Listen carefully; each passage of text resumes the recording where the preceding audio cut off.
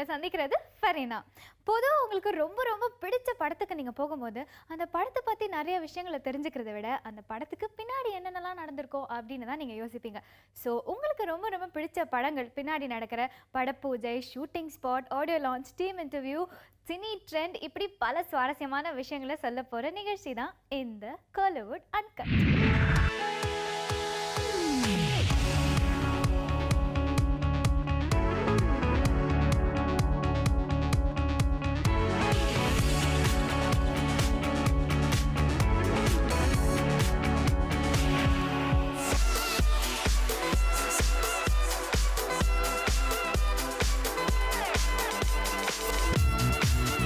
You're watching me, Lekha Washington, on Collywood Calling.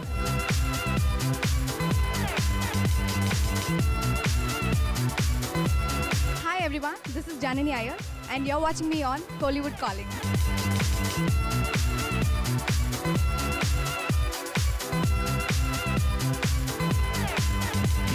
நம்ம தமிழ் சினிமாவில் horror மூவிஸ்லாம் காமனாக ரிலீஸ் ஆனாலும் ஹாரர் காமெடி கலந்த ஒரு படத்தை நம்ம டிரெக்டர் டிகே இன்னும் கொஞ்ச நாளில் ரிலீஸ் பண்ண போகிறாரு.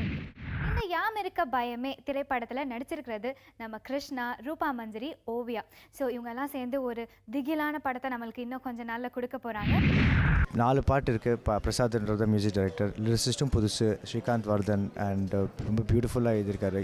வெள்ளைப்பந்தன் ஒரு பாட்டு. So personally I enjoy that song a lot. And நானே ராஜா உங்களுக்கும் பிடிக்கும்னு நம்புகிறேன். அண்ட் சீக்கிரமே படம் ரிலீஸ் ஆக போகுது, பார்த்து என்ஜாய் பண்ணுங்கள். இது ஒரு காமெடி ஹாரர்ன்றதால ரொம்பவும் பயப்பட வேண்டாம். So there's a nice comic elements to the script. Director DK, இது அவரோட முதல் படம். கேவி ஆனந்த் அவரோட அசிஸ்டண்ட். அண்ட் இந்த படத்தில் இன்னொரு நல்ல விஷயம் என்னென்னா நிறைய நியூ கமர்ஸ் இன்ட்ரடியூஸ் ஆகிருக்காங்க. டிரெக்டர் டிகேலேருந்து cameraman Rami, music director Prasad, lyricist, then art director, choreographer Viji, and costume designer Veena, and special makeup artist Lalitha. அந்த மாதிரி பல நியூ டெக்னீஷியன்ஸ் இன்ட்ரடியூஸ் ஆகிருக்காங்க. So it's a very young talented டீம்னு சொல்லலாம். அண்ட் படத்தோட ஹீரோ கிருஷ்ணா, கருணா, நோவியா முக்கியமான ரோல்ஸில் இருக்காங்க இந்த படத்தில். இந்த படத்தில் என்னோடய ரோல் கேட்டிங்கன்னா ஒரு எக்ஸ்ட்ரீம் பிஹேவியர் இருக்கும். கொஞ்சம் எசன்ட்ரிக்காக சம்டைம்ஸ் பிஹேவ் பண்ணுற மாதிரி இருக்கும். அதே நேரத்தில் ரொம்ப கொய்யா மாதிரி பிஹேவ் பண்ணுற மாதிரி இருக்கும். அன்பிரடிக்டபுளாக இருக்கும். படம் கண்டிப்பாக நல்லா வந்திருக்குன்னு நம்புகிறோம். இதை நீங்கள் தேட்டரில் பார்த்துட்டு என்ஜாய் பண்ணணும்னு கேட்டீங்க. இப்போது இந்த படத்தோட ஷூட்டிங் ஸ்பாட் உங்களுக்காக.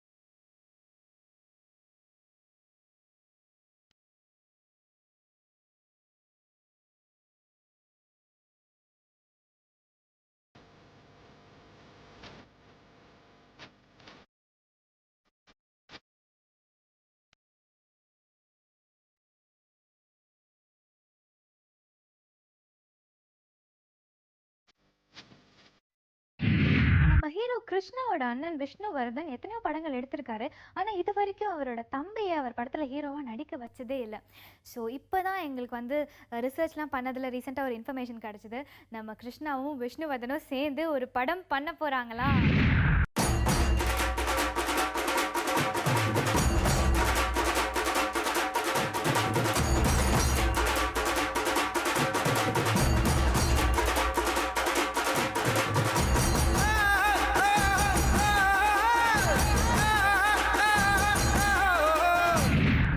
டைரக்ஷனில் மைக்கேல் அண்ட் நந்தினி நடித்து இன்னும் கொஞ்ச நாளில் ரிலீஸ் ஆக போகிற படம் தான் நலனும் நந்தினியும். ஸோ இந்த படம் எப்படி இருக்கும்ன்ற எக்ஸ்பெக்டேஷன் நம்ம எல்லார்கிட்டையுமே இருக்கும். ஸோ இந்த படத்தோட ஆடியோ லான்ச்சில் நிறைய பேர் நிறைய விஷயங்கள் பேசினாங்க. ஸோ அதில் இருந்து ஸ்னீக் பீக் உங்களுக்காக.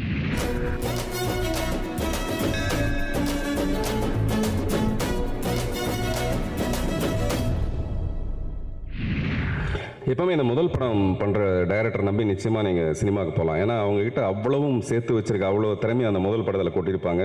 அவ்வளோ விஷயமும் நிச்சயமாக இந்த படத்தில் அனுபவபூர்வமாக ஒரு ரசித்த நிறைய விஷயங்கள் இந்த படத்தில் இருக்கும். அதனால் இது ஒரு சினிமாவாக இல்லாமல் அநேகமாக கிட்டத்தட்ட ஒரு நல்ல ஒரு வாழ்க்கையாகவே இருக்கும்னு நான் நினைக்கிறேன். அவருக்கு என்னுடைய வாழ்த்துக்கள்.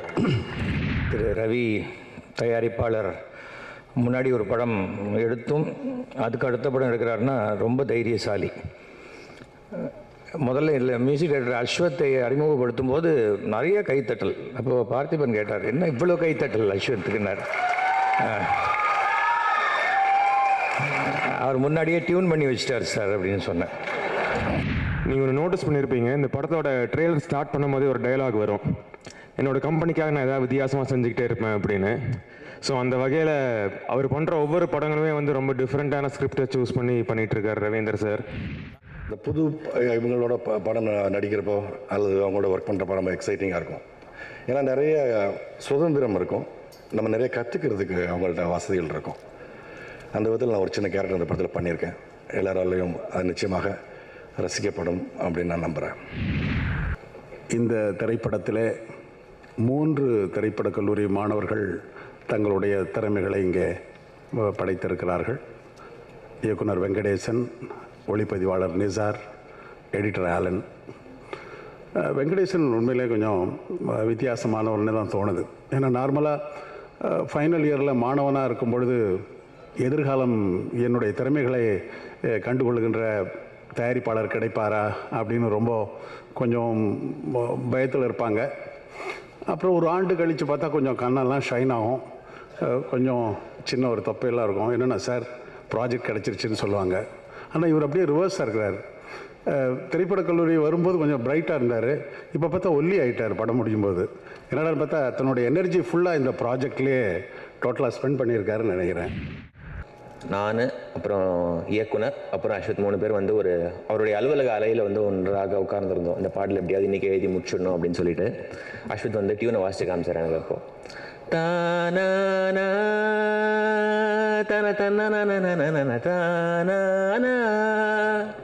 தன அப்படின்னாரு. சரி நம்ம எழுதுவோம் அப்படின்னு சொல்லிட்டு யோசிச்சு உடனே முதல்ல வந்து டக்குன்னு ஏதாவது மனசு ஏதாவது ஒரு வார்த்தை எந்த வார்த்தையாக இருந்தாலும் உடனே சொல்லிவிடுவேன். அதுக்கப்புறம் அது அப்புறம் செதுக்கிக்கலாம் அப்புறம் அப்படின்னு விட்டுடுவேன். இப்போ பாட்டு எழுதினாலும் உடனே வந்து ஆத்தாடி அப்படின்னு முதல்ல சொன்னேன். சரி எதுக்கு சார் ஆத்தாடிலாம் வேணாம் சார், எதுக்கு சார் ஆத்தாலாம் கூப்பிட்றீங்க, ஆத்தாலாம் வேணாம் சார், எதுக்கு சார் அதெல்லாம் வேணாம் அப்படின்ட்டார் உடனே இயக்குனர்.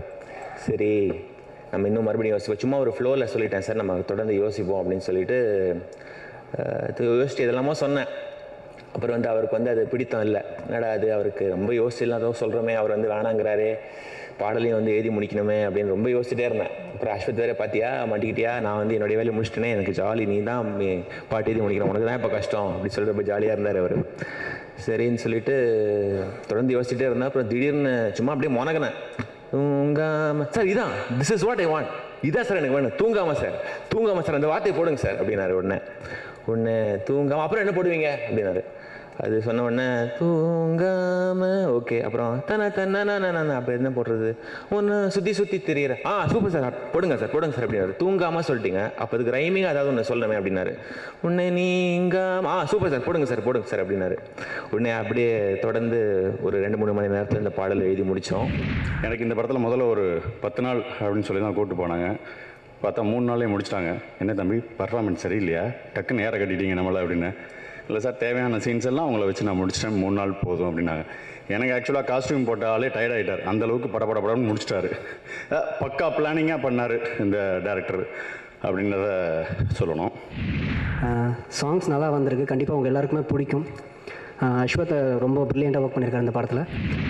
ரியல் லைஃப்பை வச்சுக்கிட்டு பண்ண மாதிரி தான் எனக்கு ஒரு ஃபீலிங். ஏன்னா அவர் சொல்கிற கதைக்கும் படத்தில் நான் ட்ரெய்லர் பார்க்கும்போது அவருடைய பர்சனல் லைஃப் எப்படிங்கிறது அதை வச்சு தான் அவர் இந்த கதையை பண்ணியிருக்காரு அப்படிங்கிறத தெரிஞ்சுக்க முடிஞ்சது.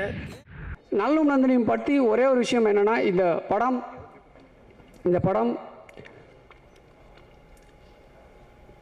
காதல் பண்ணும்போது எப்படி இருக்காங்க, காதலுக்கு அப்புறம் கல்யாணம் ஆனதுக்கப்புறம் ஒருத்தருக்கு உண்டான புரிதல் அது இங்கே ரொம்ப கம்மியாக இருக்குது. என்ன பிரச்சனைனா ரொம்ப கம்மியாக இருக்குது. என்னென்னா ஒரு கணவன் ஒரு மனைவி இருக்காங்க அப்படின்னா ஒரு மனைவி சொல்கிறத கணவன் செய்யணுன்ற அவசியம் கிடையாது.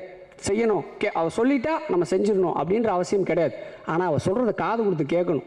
இங்கே நிறையா பேர் வந்து பெண்களை தப்பாக சித்தரிச்சே படம் எடுக்கிறது.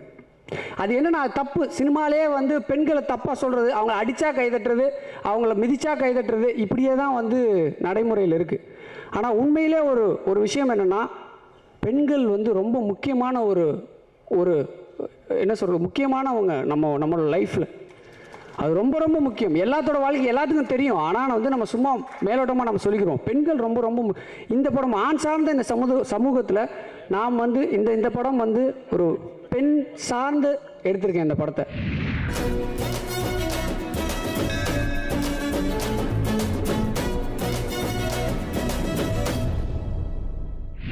நந்திதா அவங்களுடைய அட்டகத்தி படத்தில் சூப்பராக நடித்து நம்ம எல்லாரோடைய மனசையும் கொள்ளையடிச்சிட்டாங்கன்னே சொல்லலாம்.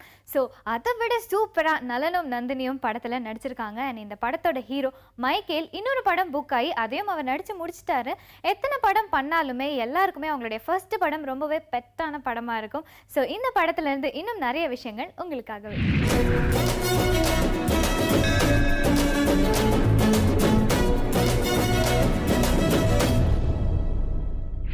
இந்த படத்தில் ஹீரோட தம்பி கேரக்டராக ப்ளே பண்ணிருக்கேன். த்ரூ அவுட் மூவி வரமாட்டேன். வர போஸ்டர்லாம் ரொம்ப நல்லாயிருக்கும். ஒரு மாதிரி காமெடி கலந்த ஒரு துருத்துப்பாக இருக்க பையன் ப்ளே பண்ணால் எப்படி இருக்கும் அந்த மாதிரி ஒரு கேரக்டர் இது.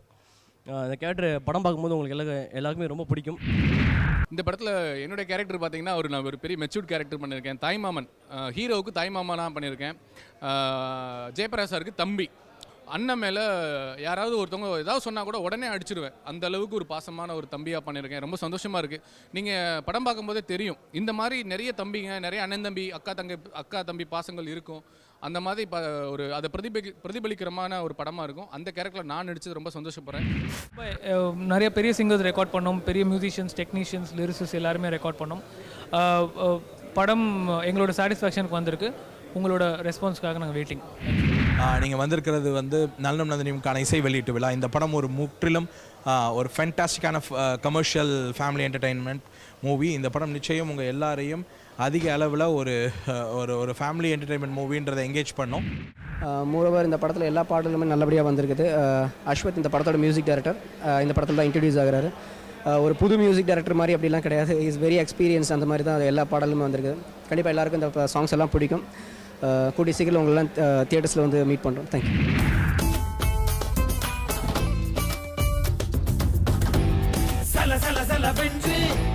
நதி போல ஓடு, கல கல கல வென்று தோல்வியை கொண்டாடு.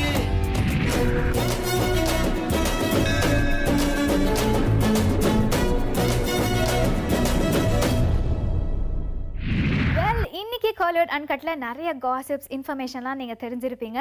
இதே மாதிரி எவ்ரி மண்டே டு ஃப்ரைடே 5:30க்கு டான்னு நிறைய இன்ஃபர்மேஷனோட நான் ஃபரீனா வந்துகிட்டே இருக்கேன். நீங்கள் மறக்காமல் இந்த ஷோவை டெய்லி பாருங்கள்.